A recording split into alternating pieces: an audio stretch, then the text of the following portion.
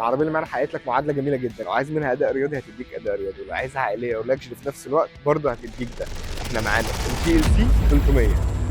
العربيه بتيجي بموتور 2000 تربو بيطلع 248 هورس باور 400 نيوتن متر، مع نقل الحركه 9 نقلات جي ترون. والعربيه جايه بشكل هجومي جامد جدا، عندك جريلز اماميه بيانو بلاك مع اضاءات ديجيتال ال اي دي. لما تيجي تدوس على ستارت انجن زي كده تبدا تعمل لك ويلكم لايت زي ما انت شايف. والفتحات دي حقيقيه، وجايب جنط 19 تو تون شكلها جامد جدا مع لوجو الاي ام جي اللي موجود هنا. تيجي بكاميرات 360 وفيها نظام الاداس كامل. عندك طاره مالتي فانكشن فيها بيانو بلاك، وعندك هنا بدل شيفترز شكلها خطير جدا، مع شاشه اعدادات سمارت، كمان شاشه وسطيه تدعم ابل كار بلاي واندرويد اوتو.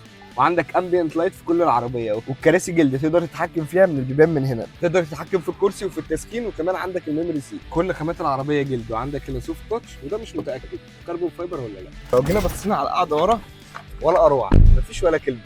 هتلاقي هنا عندك هاند ريست، ولو دوست كده مش عارف ايه اللي بيطلع لك، وهتلاقي عندك فتحه سقف بانوراما. هتلاقي هنا مكتوب جي ال سي 300، والشنطه بتفتح كهرباء.